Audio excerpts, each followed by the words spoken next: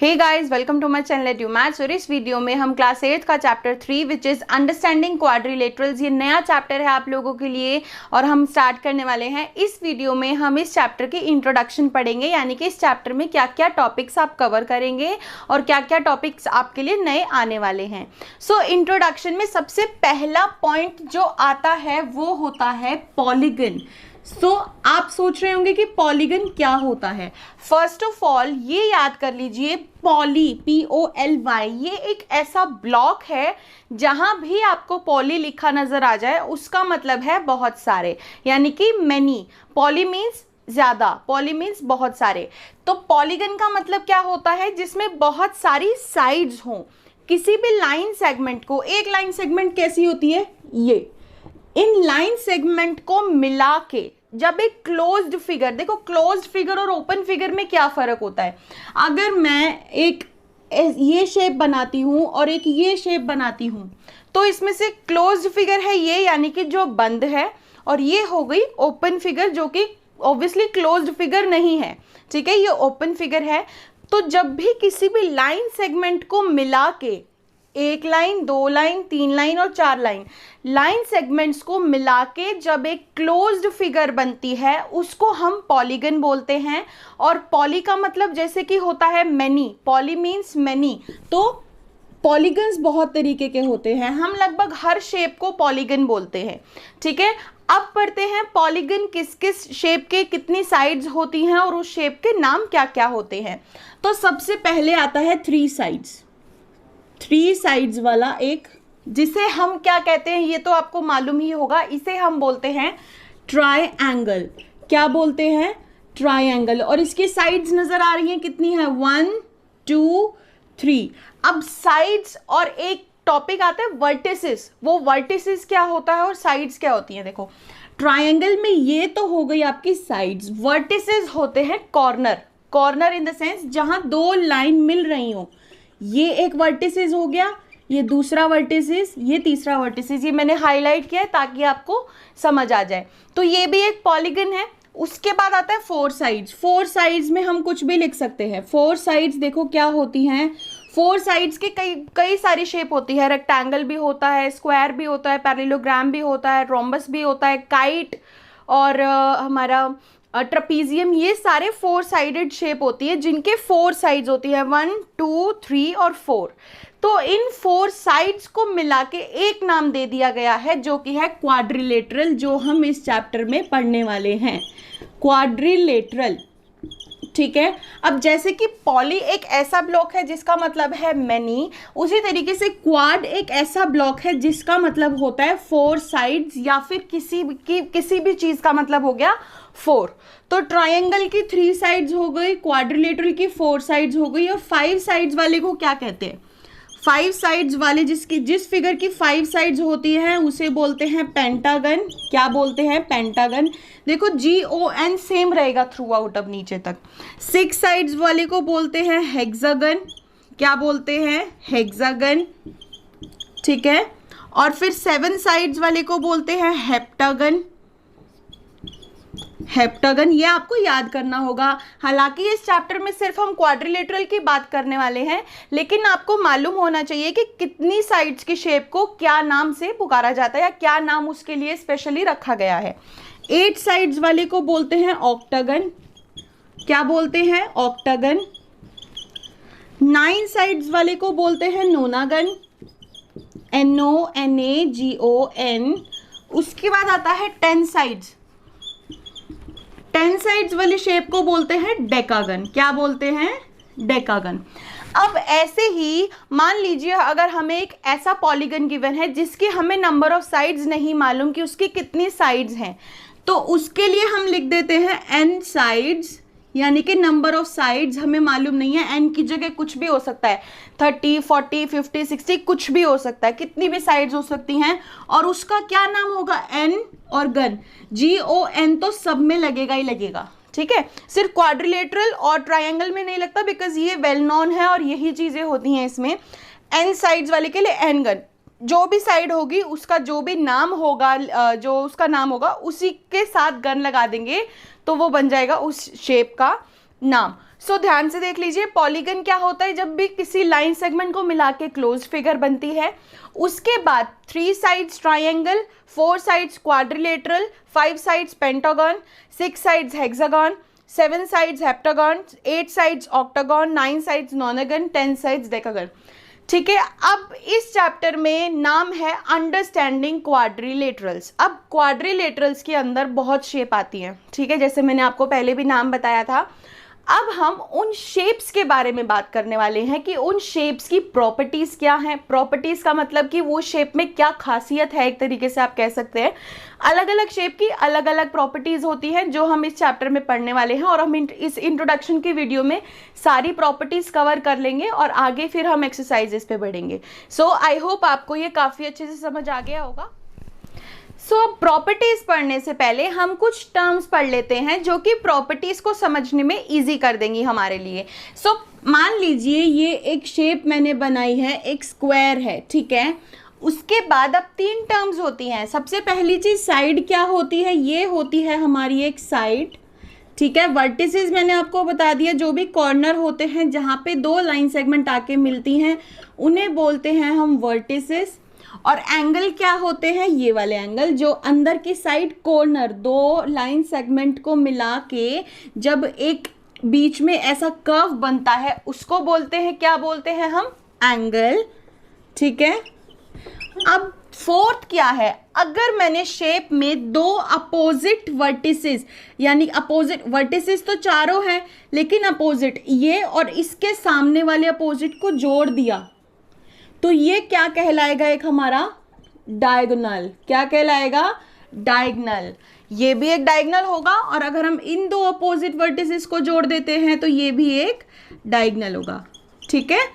तो ये हो गए हमारे कि डायगोनल क्या होता है, ये समझना हमारे लिए बहुत ज़रूरी था।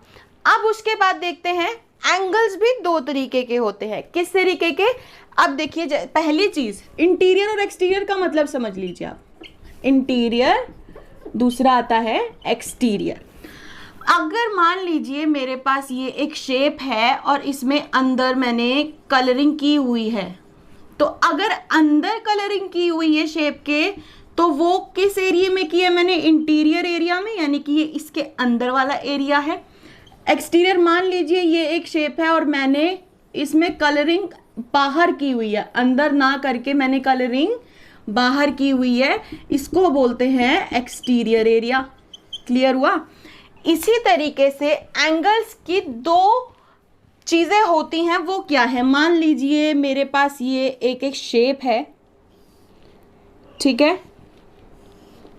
ये अगर हम अब इन चारों लाइनों को ध्यान ना दें तो ये जो अंदर एंगल बन रहे हैं, इन एंगल्स को बोलते हैं इंटीरियर एंगल्स। क्या बोलते हैं, इंटीरियर एंगल्स। इंटीरियर का मतलब इस क्लोज्ड फिगर के अंदर बनने वाले एंगल्स। एक्सटीरियर का मतलब क्या था, बाहर। तो अब जब बाहर देखेंगे तो ये और इसको मिला के जो यहाँ पे और यहाँ पे एंगल बनते हैं, यानी कि इस क्लोज्ड फिगर के बाहर जो एंगल बन रहे हैं उनको बोलते हैं एक्सटीरियर एंगल, ठीक है। क्या बोलते हैं, एक्सटीरियर एंगल। बाकी जब हम क्वेश्चंस करेंगे तो आपको अच्छे से समझ आ जाएगा कि इंटीरियर एंगल्स कौन से होते हैं और एक्सटीरियर एंगल कौन से होते हैं। वैसे तो आई होप आपको इसी चीज़ से क्लियर हो गया होगा। जो क्लोज फिगर के अंदर होते हैं those are called interior angles, जो क्लोज फिगर के बाहर बनते हैं एंगल्स उनको बोलते हैं एक्सटीरियर एंगल्स। सो नेक्स्ट चीज़ क्या है हमारी, पॉलीगन 2 तरीके के हो सकते हैं, या तो वो कॉन्वेक्स पॉलीगन होंगे या वो कॉनकेव पॉलीगन होंगे। अब ये क्या होता है, कॉन्वेक्स पॉलीगन जो सिंपल हम बनाते आ रहे हैं। देखिए अगर मैं एक स्क्वायर बोलती हूँ या एक रेक्टेंगल की बात करती हूँ या फिर ये एक ट्रेपीजियम हो गया, या मैंने कोई भी शेप बना दी, ठीक है, मान लीजिए इस तरीके की, तो अगर आप ध्यान से देखेंगे ना तो इसमें जो एक घुमाव आता है फिगर की लाइनों में वो बाहर की साइड है, ये होती है कॉन्वेक्स पॉलीगन। अभी कॉनकेव देख के आपको कॉन्वेक्स समझ आ जाएगी। अगर मैंने एक फिगर बना दी कुछ इस तरीके से, तो आप ध्यान से देखिए, जो चीज़ ऐसे अंदर की साइड मुड़ रही है, फिगर के अंदर की साइड मुड़ रही है, यानी कि एक केव, कॉनकेव, आप याद रखिए केव का मतलब क्या होता है, गुफा, ठीक है। अब गुफाएं जो होती हैं वो बहुत अंदर अंदर तक होती हैं, गहरी होती हैं, तो जब भी एक फिगर कोई अंदर की साइड मुड़ी हुई हो दैट मीन्स कि वो एक कॉनकेव शेप है, यानी कि वो कॉनकेव शेप है और ये कॉनकेव पॉलीगन है। अब मान लीजिए जैसे मैंने एक फिगर ऐसे बना दी, ये तो हो गई हमारी कॉन्वेक्स, कॉन्वेक्स हो गई ना, क्योंकि देखो ये भी बाहर की साइड और सब कुछ बाहर की साइड उभरा हुआ है। लेकिन अगर मैं इसको इरेज करके ये कर देती हूं तो ये कौन सी शेप बन गई, कॉनकेव, क्योंकि यहाँ पे एक शेप इस तरीके से मुड़ी हुई आ गई। और अगर मैं इसको ऐसे ना करके ऐसे कर देती तो ये कॉन्वेक्स हो जाती, क्योंकि हर चीज बाहर की साइड घूमी हुई होती, अंदर की साइड ना घूमी हुई होती। तो कॉनकेव कौन सी हो गई, ये वाली। तो आई होप आपको कॉन्वेक्स और कॉनकेव में डिफरेंस अच्छे से मालूम पड़ा होगा। एक टर्म्स अब क्या आती हैं, रेगुलर पॉलीगन और इर्रेगुलर पॉलीगन। देखो पॉलीगन हमारा कुछ भी हो सकता है, ट्राइंगल भी पॉलीगन है, ठीक है, क्वाड्रिलेटरल भी पॉलीगन है, पॉलीगन हमारे काफी सारे होते हैं। अब रेगुलर पॉलीगन और इर्रेगुलर पॉलीगन में क्या फर्क होता है, मान लीजिए एक ट्राइंगल है ये, ठीक है, और इसकी तीनों साइड्स आपस में इक्वल है, यानी कि ये अगर 2 सेंटीमीटर है तो ये भी 2 सेंटीमीटर है और ये भी 2 सेंटीमीटर है, और इसके तीनों एंगल यानी कि ये वाला एंगल, ये वाला एंगल और ये वाला एंगल तीनों ही 60 डिग्री गिवन है, ठीक है ना, तीनों ही 60 डिग्री गिवन है। तो आपको इसमें क्या सिमिलैरिटी नजर आ रही है, सारे साइड्स इक्वल हैं, सारे एंगल्स इक्वल हैं। जब भी ऐसा केस होता है कि सारी साइड्स और सारे एंगल्स इक्वल होते हैं तो वो एक रेगुलर पॉलीगन होता है। अब ये ट्राइंगल है तो हम क्या लिखेंगे, रेगुलर ट्राइंगल। और रेगुलर ट्राइंगल को एक और नाम दिया गया है, इक्विलेटरल ट्राइंगल। क्या नाम दिया गया है, इक्विलेटरल ट्राइंगल। अब अगर मैं बात करती हूँ इर्रेगुलर में, मैंने ट्राइंगल का ही ले लिया, ये 2 सेंटीमीटर है, ये 2 सेंटीमीटर है, ये 3 सेंटीमीटर है, या फिर इसको 4 ले लेते हैं, मतलब तीनों साइड्स डिफरेंट हैं और तीनों एंगल्स भी डिफरेंट डिफरेंट हैं, तो वो होगा इर्रेगुलर पॉलीगन। उसको सिर्फ हम इर्रेगुलर ट्राइंगल, उसको सिर्फ हम ट्राइंगल बोलते हैं स्पेसिफिकली, उसमें हमें रेगुलर या इक्विलेटरल लगाने की जरूरत नहीं पड़ती। दूसरी चीज, अगर एक क्वाड्रिलेटरल है, मान लीजिए ये,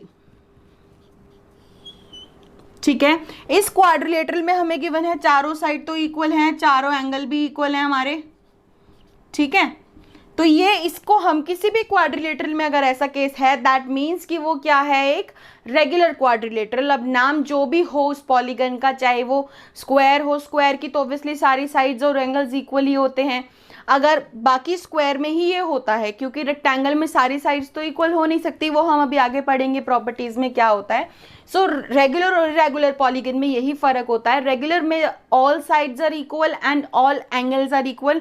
इसको अच्छे से कहीं पे लिख लीजिए। अब आगे जो मैं प्रॉपर्टी स्टार्ट करने वाली हूँ, एक एक करके सारी शेप्स की प्रॉपर्टीज बताऊंगी, आप उसको कहीं पे नोट कर लीजिए और उसको 2 से 3 दिन तक लेके दिन में एक बार बस थॉरोली रीड कर लेना, आपको वो याद हो जाएंगी और फिर ये पूरा चैप्टर आपके लिए ईजी हो जाएगा। सो अब नेक्स्ट टॉपिक आता है एंगल सम प्रॉपर्टी। आपने शायद पहले भी angle sum property of triangle पढ़ा होगा, अगर आपने नहीं पढ़ा तो मैं आपको बता देती हूँ। एंगल सम प्रॉपर्टी, पहले हम बात करते हैं ट्राइंगल की। ट्राइंगल में 3 साइड्स होती हैं, ठीक है, और ट्राइंगल, अब इसकी angle sum property, angle sum, sum का मतलब होता है प्लस, एंगल कौन कौन से हो गए, ये वाला और ये वाला, ठीक है। Angle sum property of triangle is equal to 180 degree. इसका मतलब है कि ट्राइंगल में हमेशा तीनों एंगल का सम करोगे तो वो 180 ही आएगा। Angle sum property of triangle is 180 degree. ये आपको याद रखना है, 9, 10th कहीं भी पीछा नहीं छोड़ने वाली है थ्योरम आपका। इवन 9th क्लास में ये इसकी आपके पास डेरिवेशन आएगी। डेरिवेशन यानी कि आपको ये बताना होगा कि ऐसा क्यों हुआ कि एंगल के तीनों सम, ट्राइंगल के तीनों एंगल का सम 180 होता है।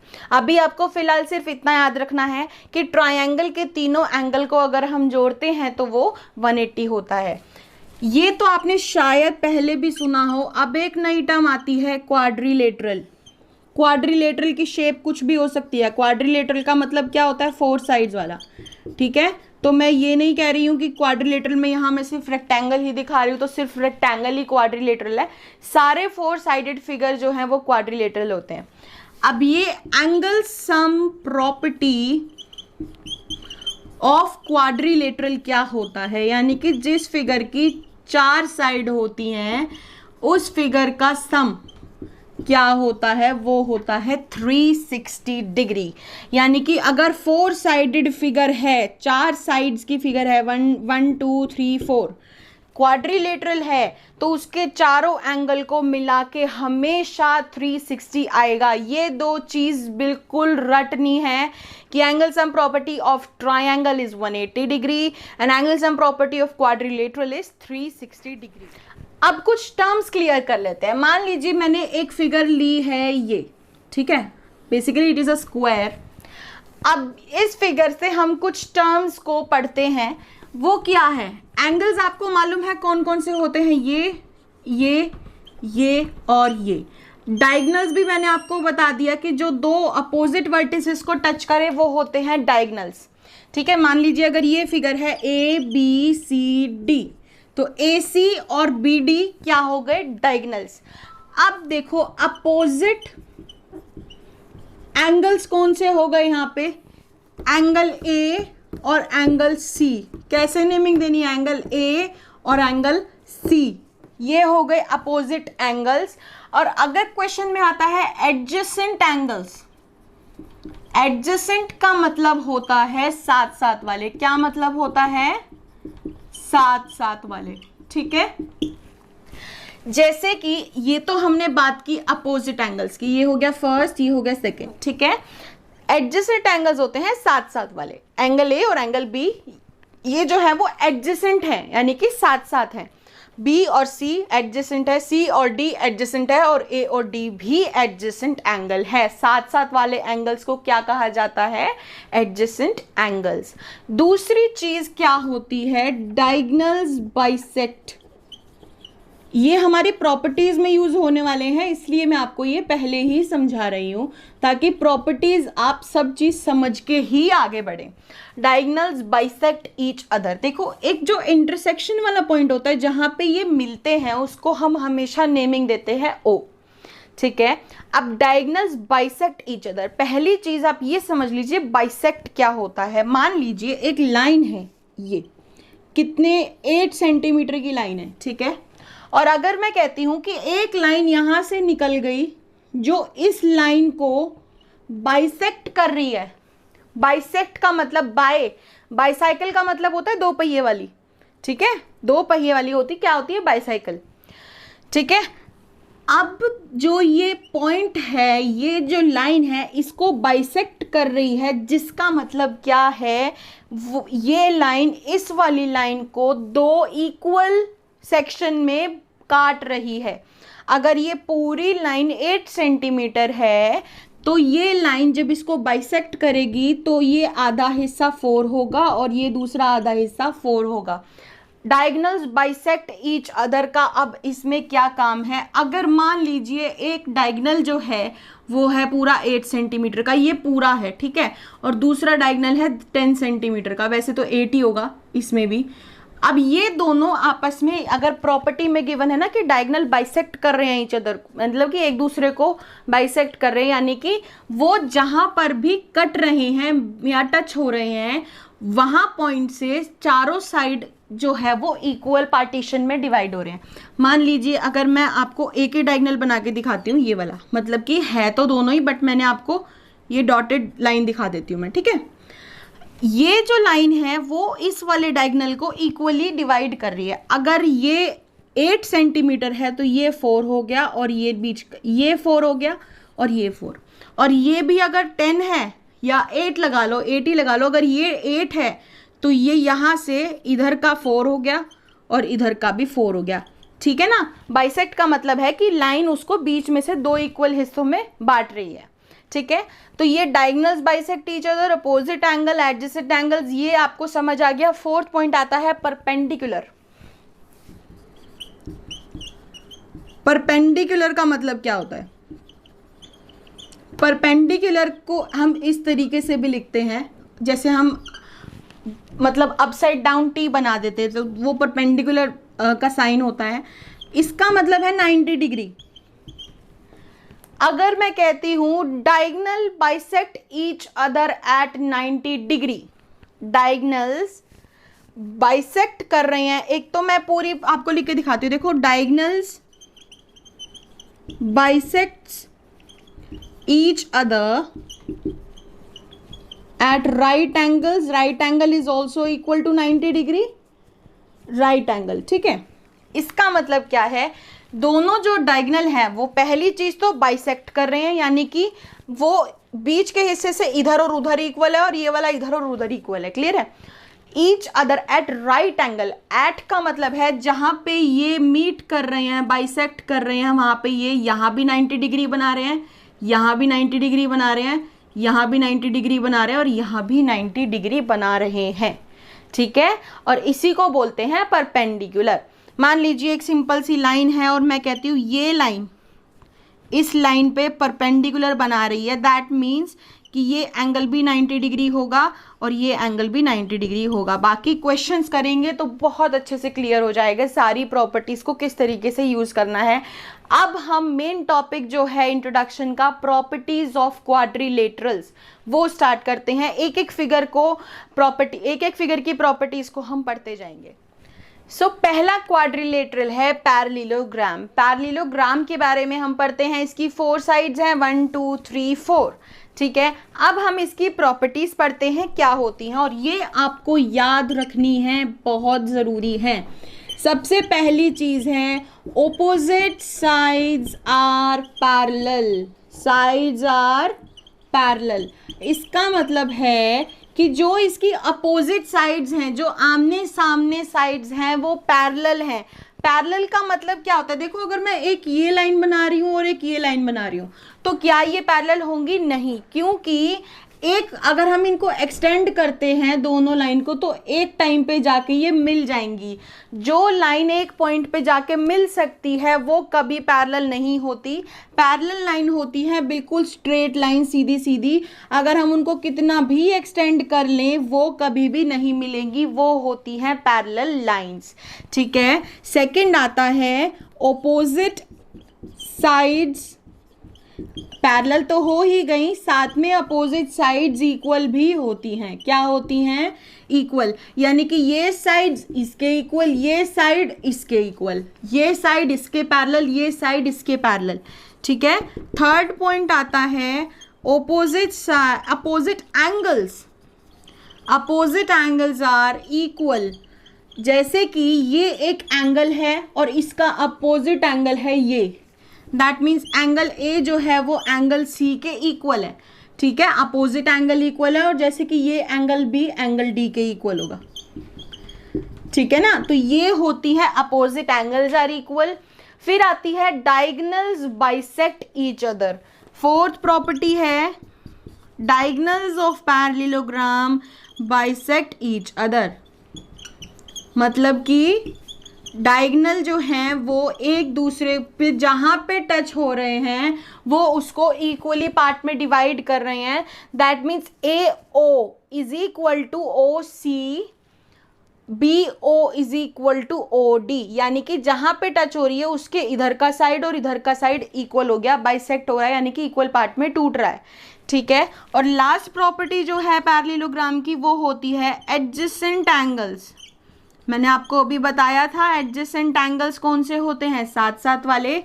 Adjacent angles are supplementary. Supplementary का मतलब क्या होता है? 180 डिग्री इसका मतलब है जो पैरेललोग्राम में साथ साथ वाले एंगल्स होते हैं उनको प्लस करके आंसर आता है 180 डिग्री। मान लीजिए एंगल ए और एंगल बी की बात है, तो angle A plus angle B is equal to 180 degree होगा, यानी कि ये सप्लीमेंट्री एंगल्स होते हैं। बी और सी भी एडजेसेंट है, साथ साथ वाले हैं। एंगल बी और एंगल सी की बात करें तो वो भी 180 होंगे। इसी तरीके से सी और डी और ए और डी, यानी कि ये 5 प्रॉपर्टीज हैं। अपोजिट साइड्स पैरेलल हैं, अपोजिट साइड्स इक्वल हैं, अपोजिट एंगल्स इक्वल हैं, यानी कि अपोजिट साथ साथ वाले उल्टे वाले जो अपोजिट एंगल्स हैं वो इक्वल हैं, डायगोनल्स जो हैं वो बाइसेक्ट कर रहे हैं एक दूसरे को, और एडजेसेंट एंगल्स साथ साथ वाले जो एंगल्स हैं वो सप्लीमेंट्री हैं, यानी कि 180 डिग्री उनका सम होता है। सो नेक्स्ट क्वाड्रिलेटरल हमारा है काइट। ध्यान से देखिए, ये काइट जो है एकदम काइट की शेप में होता है। अब फिगर से ही हमें कुछ प्रॉपर्टीज का अंदाजा लग जाता है। पहली प्रॉपर्टी है कि एडजेसेंट साइड्स, एडजेसेंट एंगल अगर साथ साथ वाले एंगल होते हैं तो एडजेसेंट साइड कौन सी होंगी? साथ साथ वाली। देखो ये इसके इक्वल नजर आ रही है और ये इसके इक्वल नजर आ रहा है। जब भी इक्वल होंगी तो इस तरीके से मार्क लगे होंगे, जैसे ये इसके इक्वल है तो एक एक डैश की ये दोनों इक्वल हैं, और ये दूसरी दोनों आपस में इक्वल है तो डबल डैश, यानी कि ये दोनों आपस में इक्वल हैं। साथ साथ एडजेसेंट साइड जो है वो इक्वल होती हैं पेयर में, ठीक है, यानी कि ऊपर का पेयर इक्वल और नीचे का पेयर अलग इक्वल। सेकेंड प्रॉपर्टी है कि ध्यान से देखना, सेकेंड प्रॉपर्टी है अपोजिट एंगल्स। एंगल ए जो होगा, देखो अपोजिट एंगल्स आर इक्वल, जैसे कि एंगल ए जो हो गया वो एंगल सी के अपोजिट है ना, तो angle A is equal to angle C, और एंगल बी जो हो गया वो एंगल डी के, यानी कि angle B is equal to angle D. Third आता है डायगोनल्स। एक डायगोनल दूसरे डायगोनल को बाइसेक्ट करता है लेकिन इक्वल नहीं है। One diagonal bisect the other diagonal, ठीक है। इसका यूज अभी हम क्वेश्चंस में पढ़ लेंगे। बाइसेक्ट्स द अदर डायगोनल, ठीक है, यानी कि एक डायगोनल, अगर हम इस डायगोनल की बात कर रहे हैं तो वो इस पॉइंट ऑफ इंटरसेक्शन से यहाँ और यहाँ इक्वली डिवाइड कर रहा है। सिर्फ एक डायगोनल ये डिवाइड करता है। अब अगर हम दूसरे डायगोनल की बात करें, ध्यान से देखिए, क्या ये डायगोनल इसको आधा आधा बांट रहा है? नहीं, ये तो बड़ी है और ये छोटी लाइन है, यानी कि यहाँ पे सिर्फ एक डायगोनल इस दूसरे डायगोनल को इक्वली बाइसेक्ट करता है, दूसरा नहीं करता। हम अभी तक क्या लिख रहे आ रहे थे? डायगोनल बाइसेक्ट्स ईच अदर, यानी कि वो दोनों एक दूसरे को बाइसेक्ट कर रहे हैं, लेकिन काइट के केस में ऐसा नहीं है। सिर्फ एक डायगोनल दूसरे को बाइसेक्ट करता है, दूसरा नहीं करता, ठीक है। और लास्ट प्रॉपर्टी क्या है कि डायगोनल्स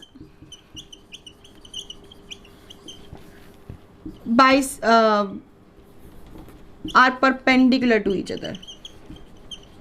परपेंडिकुलर भी अभी मैंने आपको बताया था क्या होता है, यानी कि डायगोनल जो हैं जहाँ पे वो इंटरसेक्ट हो रहे हैं वहाँ के आसपास परपेंडिकुलर बना रहे हैं, यानी कि 90 डिग्री बना रहे हैं। ये यहाँ पे 90 डिग्री, यहाँ पे और यहाँ पे, ठीक है।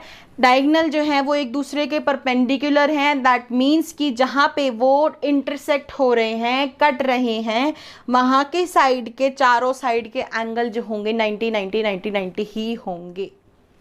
सो नेक्स्ट क्वाड्रिलेटरल आता है रोम्बस। सो पहली चीज स्टूडेंट्स आपको ये बताना चाहूंगी कि काइट और रोम्बस में क्या डिफरेंस है। कभी भी इन दोनों को मिक्स नहीं करना। हालांकि रोम्बस को बहुत जगह ऐसे बनाया जाता है, लेकिन अगर ध्यान देंगे तो ये एक प्रॉपर डायमंड की शेप होती है इस शेप में, और काइट की शेप में देखिए क्या फ़र्क है। आप अभी खुद ही देख लेंगे कि इन दोनों शेप में क्या फ़र्क है। समझ आया? यहाँ पे चारों साइड्स आपस में इक्वल होती हैं, लेकिन यहाँ पे दो साइड्स इक्वल होती हैं पेयर में, चारों आपस में इक्वल नहीं होती, ठीक है। तो ये है रोम्बस और काइट के बीच का डिफरेंस। कभी भी इन्हें मिक्स नहीं करना, कंफ्यूज हो जाओगे, ठीक है। तो अब बात करते हैं रोम्बस की। पहली प्रॉपर्टी है कि इसकी ओपोजिट साइड्स जो होती हैं वो पैरेलल होती हैं। पैरेलल यानी कि वो कभी भी एक दूसरे से जाके नहीं मिलेंगी अगर हम उनको स्ट्रेच भी कर देते हैं तो। दूसरी प्रॉपर्टी है अपोजिट साइड्स आर इक्वल।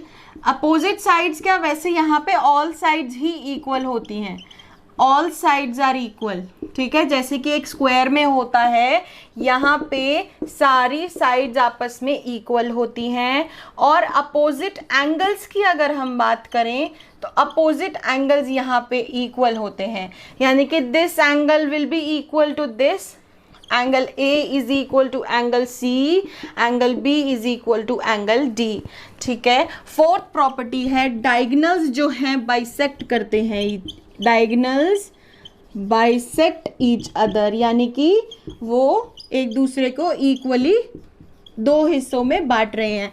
अगर हम इस पॉइंट को ओ नेम दे तो A O is equal to O C, D O is equal to O B, clear है। फिफ्थ प्रॉपर्टी है diagonals are perpendicular to each other, जो अभी हमने इससे पहले काइट में पढ़ी थी, डायगोनल्स आर परपेंडिकुलर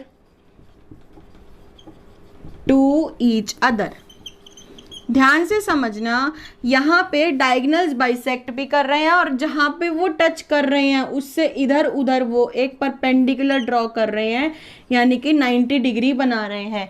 अगर हम देखें एंगल डी ओ सी, पहली बात कि एंगल को काउंट कैसे करते हैं, देखो अगर मैं ये शेप बना रही हूँ ना, ये ए बी सी, अगर मैं इस शेप को नेम दे रही हूँ तो स्पेसिफिकली मैं बी नेम दे सकती हूँ, लेकिन हम कैसे नाम देते हैं, A B C. Angle A B C अगर लिखा है तो आप देखेंगे बीच में क्या है, बी, ए बी सी, यानी कि हम इस एंगल की बात कर रहे हैं। और अगर मैं बोलती हूँ एंगल बी सी ए, बी सी ए, इस एंगल की बात कर रहे हैं। इस तरीके से हम एंगल मेजर करते हैं। तो आई होप आपको रोम्बस की भी प्रॉपर्टी समझ आ गई होंगी। वहाँ पे बहुत क्लियरली लिखा है, you just need to write it as well in your notebook so that आप इसको 3-4 दिन तक लगातार पढ़े और वो अपने आप आपको याद हो जाए। मोस्ट ऑफ द प्रॉपर्टीज तो हैं, सभी क्वाड्रिलेटरल्स में कॉमन होती हैं, उसको आप अच्छे से पढ़ लीजिए, आपको याद हो जाएगा। So let's move to the next kind of quadrilateral.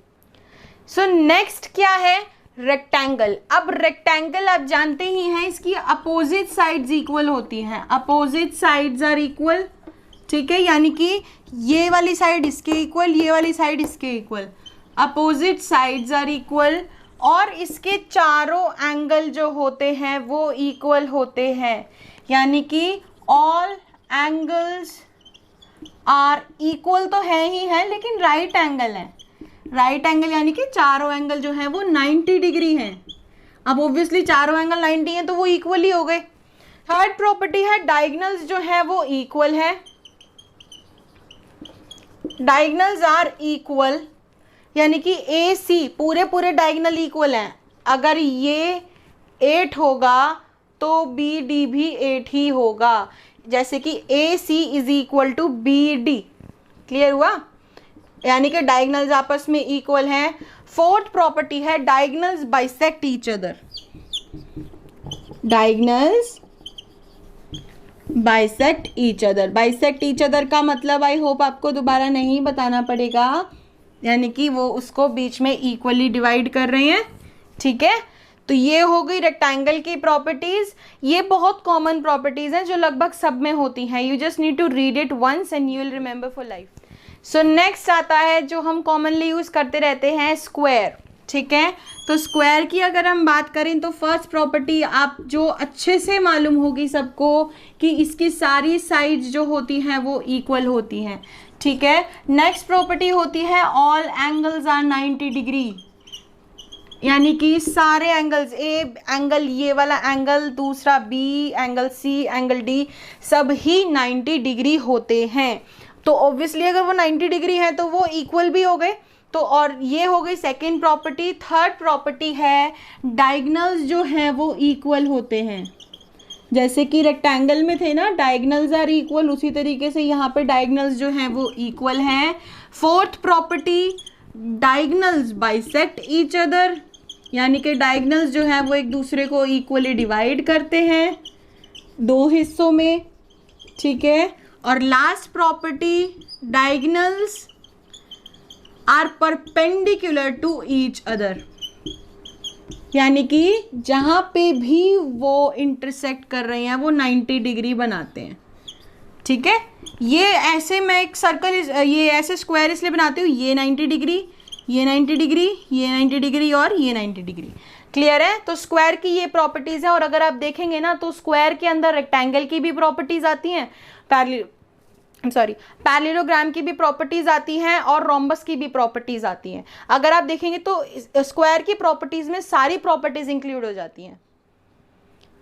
So last हमारा क्वाड्रिलेटरल है ट्रेपीजियम। इस शेप की सबसे कम प्रॉपर्टीज हैं। देखिए यहां पे अगर आप देखेंगे तो ये दोनों लाइन स्ट्रेट हैं, ये वाली और ये वाली, यानी कि ये दिखने में ही पैरेलल नजर आ रही हैं। तो ट्रेपीजियम में one pair of opposite sides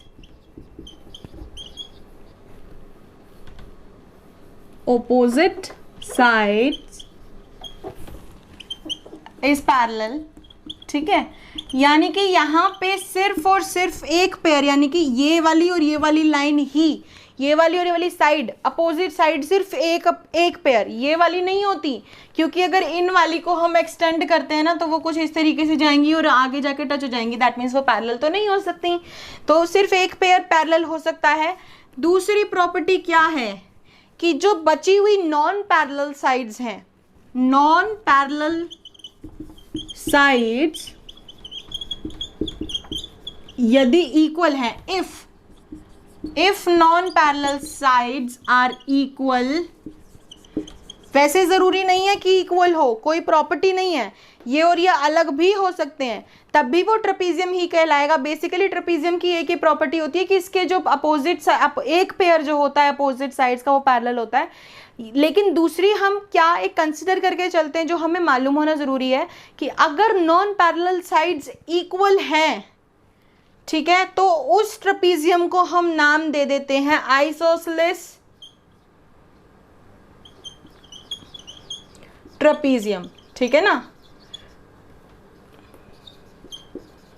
और अगर नॉन पैरेलल साइड्स इक्वल नहीं है, देखो अगर ये और ये इक्वल नहीं है तो ये सिंपल क्या है, एक ट्रेपीजियम। लेकिन अगर ये दोनों तो पैरेलल हो गई और नॉन पैरेलल साइड्स इक्वल हो जाती हैं तो हम उसको नाम देते हैं आइसोसेलेस ट्रेपीजियम। आइसोसेलेस का एक और मैं आपको बता देती हूँ, अभी एक टॉपिक आया तो मेरे को याद आ गया। एक ट्रायंगल है, इक्विलेटरल कब होता है, जब इसकी सारी साइड्स इक्वल होती हैं, ये हमने अभी पढ़ा है। लेकिन अगर इसकी सिर्फ दो साइड्स इक्वल हैं, दो साइड्स इक्वल हैं, चाहे वो ये दोनों हैं, ये दोनों हैं, ये दोनों हैं, उसको बोलते हैं आइसोसेलेस ट्रायंगल। क्या बोलते हैं, आइसोसेलेस ट्रायंगल।